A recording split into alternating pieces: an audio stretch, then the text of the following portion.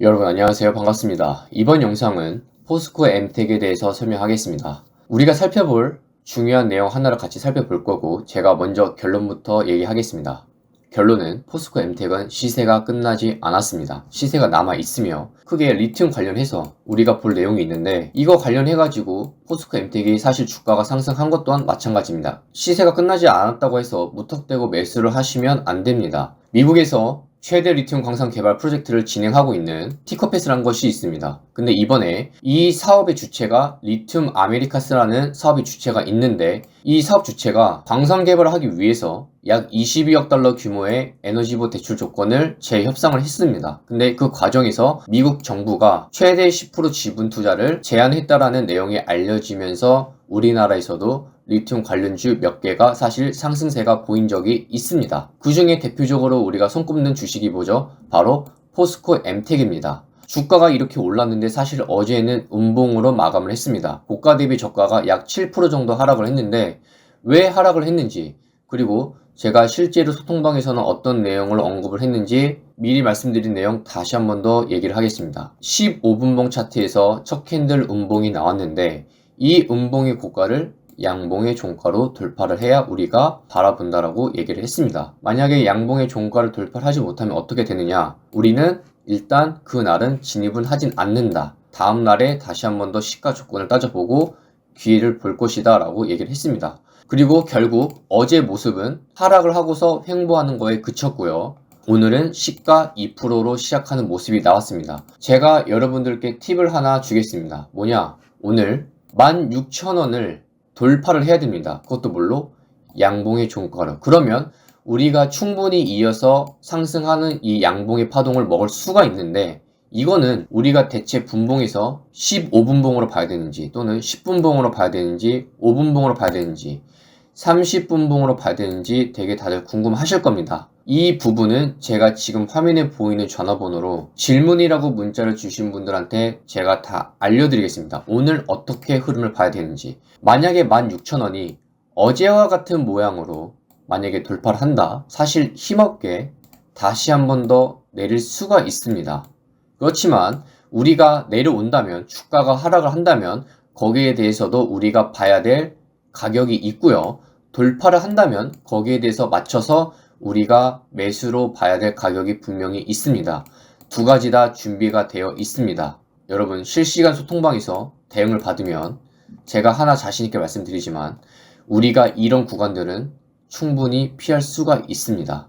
빠르게 문자를 보내고 싶으신 분들은 지금 휴대폰을 사용하고 계신다면 영상 바로 아래 더보기가 있습니다. 그거 바로 한번 클릭하시고 더보기란에 블로그 링크가 있습니다. 그 링크를 누르시면 간편 문자 발송으로 연결이 되니까 제가 말씀드린 내용 거기다 입력을 하시고 문자를 보내주시면 되겠습니다. 제 영상을 시청해 주시는 분들께 제가 도움을 드리고자 일목균형표에 대해서 실전으로 도움이 될 만한 내용들만 제가 정리해서 설명을 드리도록 하겠습니다. 일목균형표를 지금 보시면 이 좌측 위에 보면 기준선이 나와 있고요. 선행스팬 1과 선행스팬 2가 나와 있는데 저는 오늘 선행스팬 1과 2, 흔히 이거를 뭐라고 부르냐? 구름대라고 얘기합니다. 왜 구름대라고 얘기를 하냐? 모양 자체가 그렇게 생겼어요. 어떻게 실전으로 우리가 매매에 접근할 건지 설명을 드리겠습니다. 이 구름대들이 어떤 원리로 만들어지는지 간단하게 먼저 설명을 드리겠습니다. 쉽게 말해서 전환선은 최근 9일 중 최고가랑 최저가를 더해서 나누기 2, 기준선은 최근 26일 중 최고가랑 최저가를 더해서 나누기 2한 값. 이 수치는 여러분들이 충분히 여기 들어가서 변경이 가능합니다. 나머지 선행스팬 1과 선행스팬 2는 뭐냐? 9일 중심값과 26일 중심값을 더해서 나누기 2를 한 값. 선행스팬 2는 최근 52일 중 최고가의 값과 최저가를 더해서 나누기 2를 한 값인데 방금 선행스팬 1에서 언급한 중심값이라는 건 뭐냐면 예를 들어서 9일 중심값이라고 하면 9일 동안의 최고가랑 9일 동안의 최저가를 더해서 나누기 2를 한 값입니다. 근데 여기에 대해서 나온 값을 가지고 선행스팬 1, 선행스팬 2 앞으로 26일 앞으로 이동을 시켜서 그림을 그린다 라고 이해를 하시면 되고, 사실 이 이론을 안다고 해서 돈을 벌진 않아요. 근데 제가 실제로 통계를 내봤습니다. 어떻게 통계를 냈냐? 코스피, 코스닥 전체 다 합쳐서 ETF 종목만 제외하고 주봉, 월봉을 봤는데 일목균형표 선행스팬 1, 선행스팬 2만 가지고 제가 시가총액 상위부터 쭉 아래로 이렇게 내려봤습니다. 통계를 냈을 때에 우리가 매수를 할 때 어느 부분이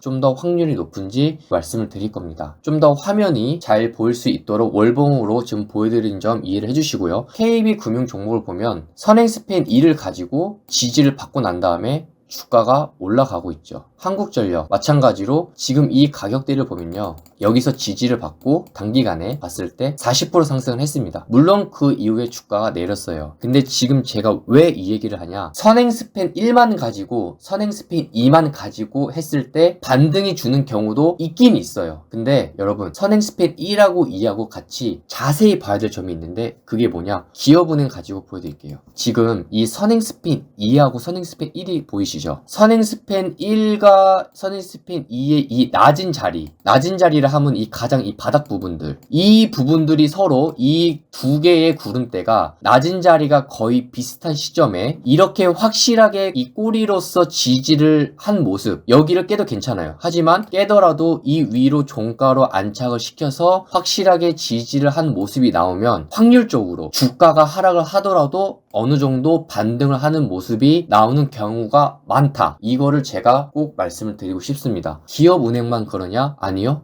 삼성중공업도 보시면 제가 좀 전에 뭐라고 했죠? 구름대 두 개, 둘 다 이 낮은 자리가 거의 비슷할 때, 이 비슷한 시점에서 보면 어떻게 좀 더 반등할 확률이 높다라고 했는데 2020년에 이 자리로 오고 쭉 올라갔어요. 물론 우리가 그 상황에 따라 주가가 언제 그 자리에 오는지 상황에 따라 다 재료가 다르고 상황이 다르고 다 다릅니다. 다 다르지만 우리가 이 일목균형표 구름대 두 개, 선행스팬 1과 2만 가지고 봤을 때의 통계를 내보니까 이 구름대가 서로 교차를 하고 가장 낮은 자리가 비슷할 때, 그 이후에 주가가 상승을 한 다음에 내려온다라면, 그리고 지지한 모습이 확실하면 좀 더 우리가 앞으로 쭉 지켜볼 만하다 말씀을 드리고 싶습니다. CJ도 보시면 제가 말한 이 구름대 두 개 낮은 자리가 비슷하면 이렇게 반등을 하는 모습도 있더라. 물론 반등을 주지 않고 내려가는 경우도 있죠. 근데 확률적으로 보면 제가 직접 통계를 하나하나 다 보니까 선행스팬 1만,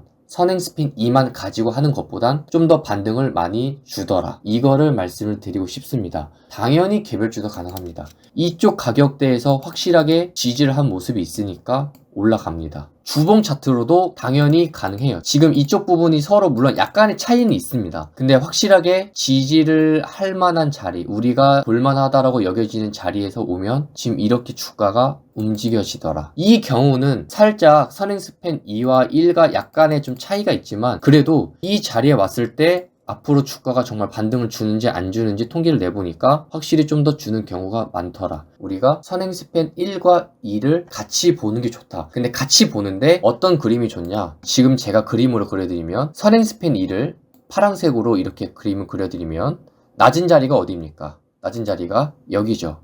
이 라인인데, 자, 선행스팬 1을 그려드릴게요. 한 이 정도?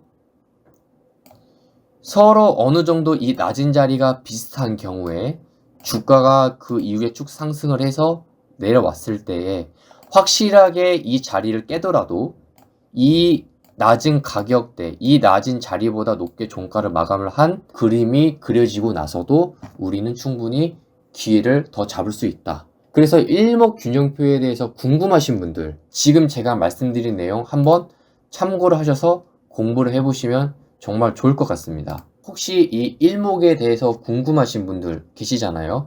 그런 분들 이쪽으로 일목이라고, 지금 화면에 보이는 전화번호로 일목이라고 문자를 그냥 남겨주세요. 그러면 참고할 만한 자료, 투자에 참고할 만한 자료나 여러분들이 문자를 줬을 때 거기에 대해서 답변을 드리도록 하겠습니다.